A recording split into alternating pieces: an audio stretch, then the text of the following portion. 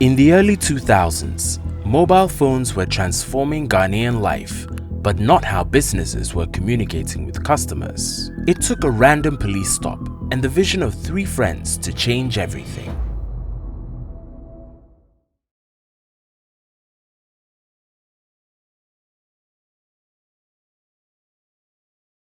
So we had a very good friend, Nako Quality. She had a car, and Ernest and I used to drive that car around to use it to learn how to drive. And one time we got stopped by the police, and the insurance on the car had run out. A few weeks down the line is when text messaging started really becoming part of pop culture. So the first day I got a text message, it just hit me that, if this had come from an insurance company to just tell us, because it was just an alert. I mean, who wakes up every morning checking their insurance on their car that they had expired, right? You needed the company who obviously would have a system to remind you, right? And they could have just sent a text message. And so the idea kept weighing on my mind that no, this should be for business. That simple idea for businesses to communicate with thousands of customers through text messages became SMSGH, one of Ghana's first bulk SMS platforms. We noticed how other countries were using the SMS to improve or impact other industries and sectors. So that literally sparked that idea of notification, and then how we can use the channel SMS, build event notification around it for businesses, so long as they have customers, and of course they have processes that require a lot of interactions. So my name is Romy Bujay, currently the MD and CEO of IT Consortium. But then when I met SMSGH, I was the head of Information System Department at SIC. We did not have any way of communicating, and I felt that there was a need for us to be able to use a technology to inform our customers, that is SIC, when their renewals are due.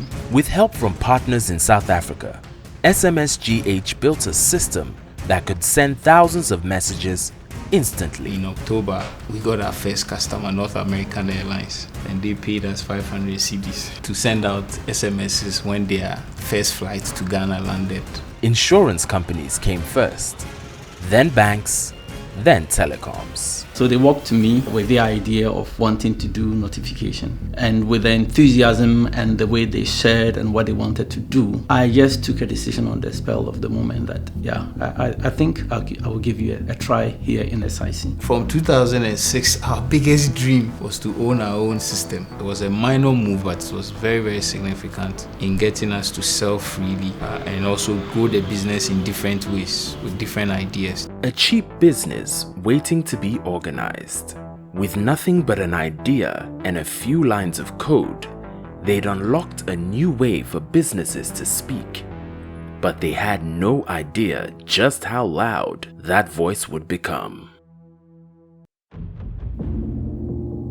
It was clear that there's a change coming, and you had to be primed, be in the right place to reach that change, because businesses were growing, booming, as were their customers, and there was only so many customers you can call, right? It was no longer enough with the letters and all of that, emails was no longer enough. The phone was in your hand. There was a sense of the world changing and the phone being the next phase of this change. But the thing is, you can text from your phone to one person at a time, but we are going to be able to let you, with one click, send the same message to a lot of people. That's when it just clicked for many businesses. The floodgates to bulk text messages had opened. Companies could communicate with thousands of customers at a time. The founders knew it was time to scale up. I mean, we had almost nobody in our network to really guide us on the next steps. That was bad, but it was also good in its own. So we attacked it with all the naivety of a child starting anything. So we gave it everything. So we took every money we made from the insurance company. We rushed to go and get an office in Atabraka. I remember after we even finished the office, there was no money to put a sign outside the office. And then we had our very first staff, Gideon. When I started, It wasn't like I wasn't even an employee, so I was just literally going to the office, meeting them, sit on the table, brainstorming. First of all, when I walked into the office, I was impressed by seeing people of my age group and even younger seated, working. We made a commitment that we were going to treat it like it's a proper job. I spent the day with Alex, who took me through the company's 5-year business plan. At the time, mobile phones were just starting to blow up all over the space, and we all knew about SMS. You get a text message and all of that. I thought, okay, wow, we're going to use SMS to do more. So we started seeing that basically all the businesses were trying to engage their customers with SMS. So then we started seeing that this is a place where it looks like there's a connectivity between the business and then the customers. I was very excited by the chance to do something new, the element of what's going to happen next, what are we going to find, and we're going to use SMS to do more. It was very exciting. Nobody was doing that. By 2012, SMSGH had crossed $2 million in revenue and landed a spot on Forbes' list of Africa's hottest startups. By 2015, SMSGH was thriving, but text messaging was dying, and inspired by the Stanford Seed program, the founders knew it was time to pivot. This was a business that was used to 100% growth, and then sometime around 2014, we got our first 70% growth. It started dropping, came down to 30%, and so the signs were there that we had to do something. When you look at the numbers month in, month out, you didn't see the spike in growth. We knew there would come a time where we probably would have to look at the next big thing. That plateau showed us that it was time to change. Just like when we came, when there was a change coming in communication, we're back to a place where once again we needed to reinvent ourselves, because it was almost as if the market had reached the height of what it needed to do, and bulk SMS, whilst good, was no longer going to be enough. We had to bring more value than we currently did. So 2015 was the year that we got affiliated with Stanford Seed, and with all the coaches and Hans, our board chairman now, coming along with all the fresh thinking, it started giving us a new perspective as to the next big thing. I was deeply impressed by the founders and their desire to make a difference. That's when we started looking at where else would we be relevant? Where else would our technology and our experience be relevant? The question that kept on coming was, can you do this in 3 or 4 other countries? We realized, listen, it's time we rethink the whole model again. We had to sit down and look at all our services, one after the other, and decide which ones to let go of, because they were no longer relevant. It was now bigger than the nostalgic memory of we're the first to do it. It was now a matter of, are we still giving people, communities, what they want? If no, we need to change. The pivot was to evolve from a messaging company into a digital payment powerhouse. And from that, SMSGH became Hubtel. The most significant change was the evolution from messaging to payments as an industry. That's when we started rebuilding our payment infrastructure. Our engagement with our business customers was mostly going to be payment-led. And it took us a while to figure out exactly what that should be, but for the last 3 to 5 years, we have been going from strength to strength. The name had changed. The vision had sharpened. But what the founders couldn't see yet was that the real test of their new platform was just around the corner.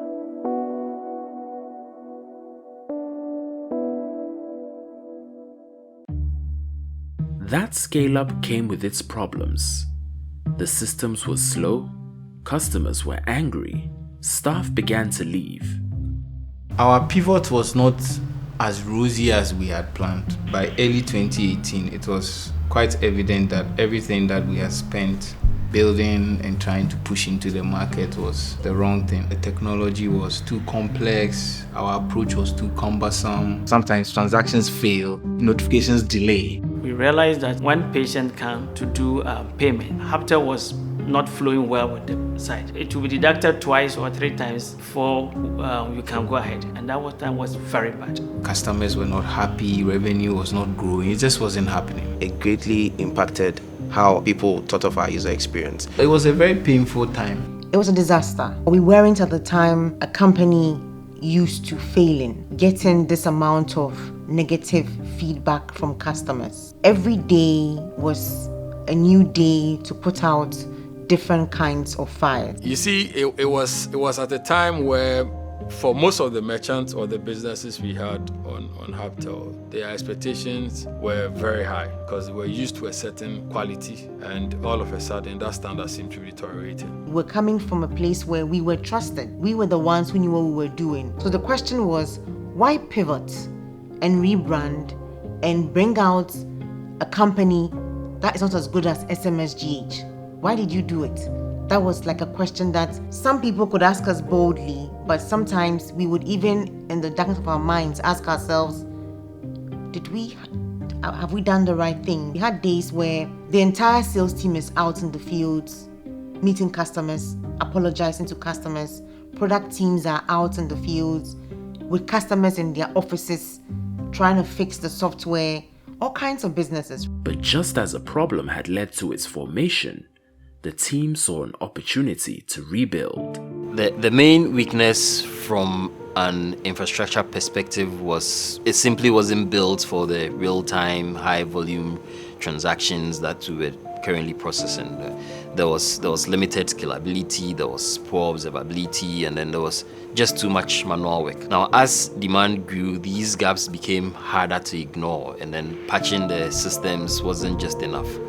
We just had to rethink how we did everything and do a rebuild. Naturally, throughout building Hubtel, I've treated failure as a friend of mine, and I saw it as my job to ensure that the company is able to develop a high resilience to failure. We needed to quickly identify areas of strength, build on it, and scale it. Trust me, it's a lot. You have to break teams, put teams together, rethink everything, and that is where you begin to see the resilience of a company like Hubtel. We had to shut down products, shut down teams that we had hired for this pivot, and start all over again. We changed our culture around everything, how we did things, how we came up with ideas, how we processed ideas, how we turn ideas into product and features. Changed everything. We started taking on new behavior, and then we started doing retrospectives. The challenges brought about my department, where now it has become a big department of about 30 people, managing settlements, managing risks, managing fraud, and a whole lot.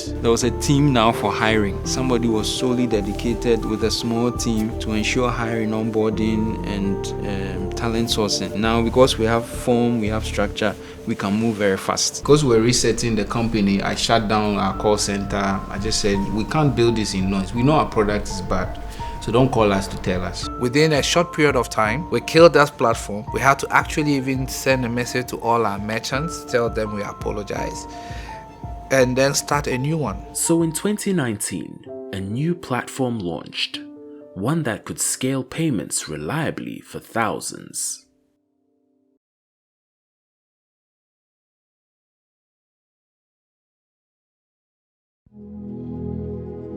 So I was just sitting down one day and I thought, okay, it's February, it's almost Valentine. We have merchants who sell items, and then we have consumers who are also making payments and buying stuff. How about we show some items from the retailers, our merchants, on the website and let customers see and buy? And we put that up on our website for Valentine's. And we're just doing this and trying it. It wasn't going well. I think the first year of us doing this, we didn't get an order. All the orders we got were from ourselves, which is us testing that it's working. Patrick, the product manager, I would call him on weekends to check if the app is working, because I haven't received any orders. That's how bad it was. And then nobody saw COVID. For many digital businesses, the COVID-19 pandemic was a major game change. The world stopped and COVID-19 forced everything online. Hubtel, based on its strong systems, was ready. Before COVID, a number of things we are doing today, we had started doing them already. Before businesses saw the need for dashboards and all that, we had them. And that was the transparency we started with. There was a business that we needed everybody to know essentially what is happening. What emerged from 2019 was a brand new platform that was very good. It was responding to what we wanted. We had started picking up new revenue again. We started growing again. We started learning how to run and be a responsible payment service provider. And then COVID came in 2020. Most of the things we did prepared us to be ready for COVID. They always say, when opportunities come and you're not prepared, they go past you. When businesses were calling, we're ready. A lot of businesses started looking for ways to collect money digitally because we were telling businesses from 2017, but many were not listening. And so when 2020 came was when almost all businesses were rushing to us. Even the most difficult businesses that were never able to sell to restaurants and all of them were running to us to use us to collect payments. And here we had built a very good platform that was very elegant, didn't have glitches, everything worked. When you process payment with Hubtel, your money is there, you can take your money anytime, or everything just works beautifully. So 2020 was like our... Lockdown allowed skeptics even try it and see that, okay, this works. This can be trusted. It also allowed many of our small business partners who offer essential services continue to operate. For the consumers, it was like you can still get what you want, but in a different way. And the thing about digitalization is this: if it works, it's very addictive. Time is now yours. So that opened up what was possible. For the merchants who previously were not too sure, the pandemic, the lockdown allowed them see why it's time to change. So we got a lot more businesses joining and trying to come onto the platform and offering their services. And so by the time 2020 was over, everybody had seen how simple it is to take payments online. We started building a lot of services for payment processing. The company never looked back.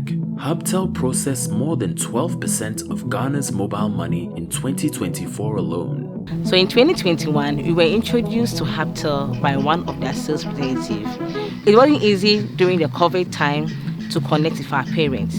So the Hubtel came in to bridge that gap between parents and the school, thereby making them make payments at the comfort of their homes. They've always been very relatable. So it's not just we give you a service and that's it. Whatever challenges that come with it, they're able to resolve it and almost immediately. So I think that Hubtel is more a partner interested in its own business module as well as ensuring that the services they are rendering to the company is smooth enough. We have about 30 sites, and then with the use of the Hubtel, they're able to design a code, a USSD code for each site. So when money is coming from any site, you can trace the money, and that makes it very easy for us. So over the past 8 to 9 years, they have consistently collaborated with us in providing a reliable support to our customers.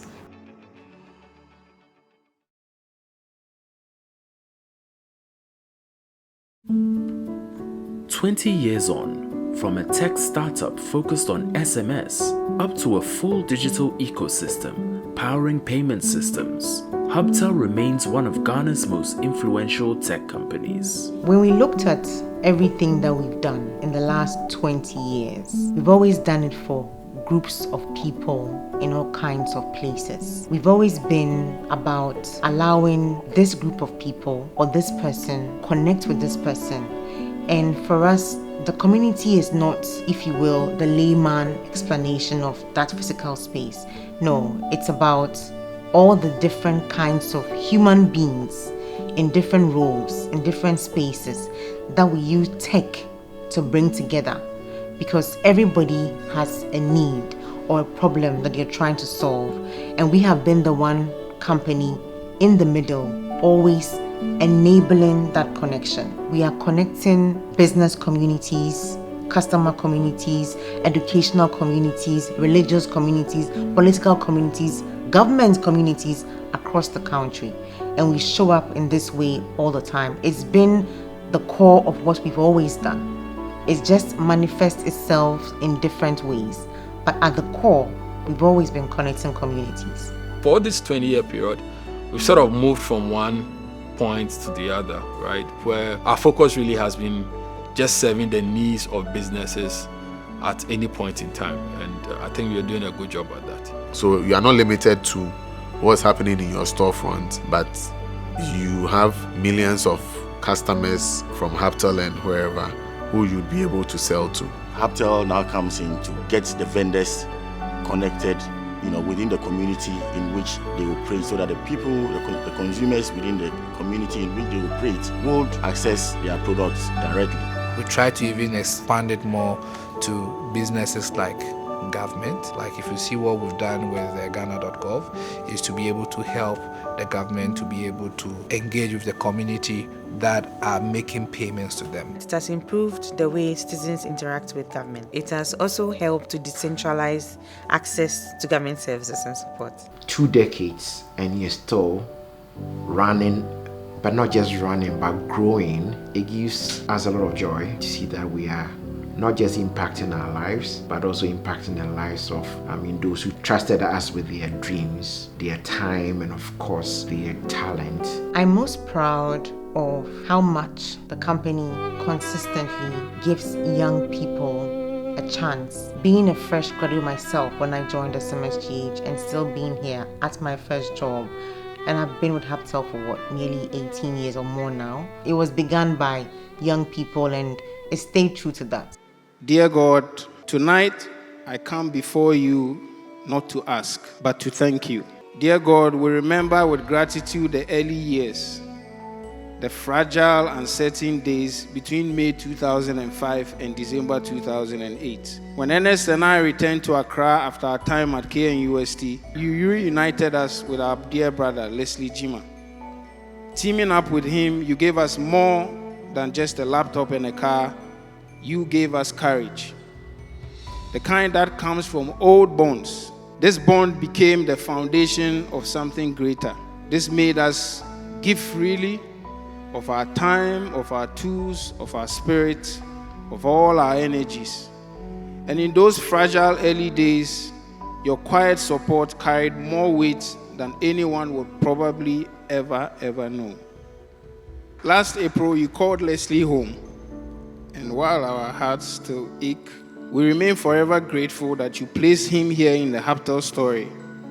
His fingerprints are on the foundation of this company, and his memory will live in everything we continue to build. You allowed us to become a conduit for information and access. Millions of subscribers across Ghana began to experience something new. We were helping build not just a new digital culture, but also preparing Ghana for a new age of digitization. The invitation for the program said 20th anniversary celebration, but tonight we're gathered to celebrate more than an anniversary. We're here to honor a story. This story is rooted in and fueled by youthful ambition. It's built on the Ghanaian soil and propelled by relentless innovation. 20 years ago, a group of young men believed that the simplest of technologies, text messages, could transform Ghanaian businesses. That belief led to SMSGH, and later with great foresight and innovation became Hubtel. They were not sitting in Silicon Valley or in London. They were right here in Ghana, dreaming in Kumasi and building in Accra, and reshaping one innovation after another. Ladies and gentlemen, in the brother narrative of Ghana's digital transformation, Hubtel's journey is both significant and foundational for several reasons. You guys have done amazing work. Your consistency. Happy anniversary from Sarkodie. Saturation, let's go!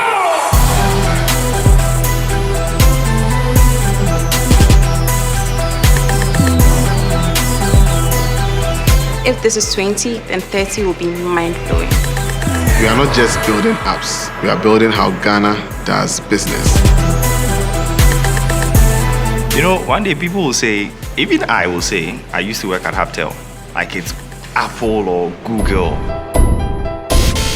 The future, I'm excited because we are not only adapting to it, we are actually designing it.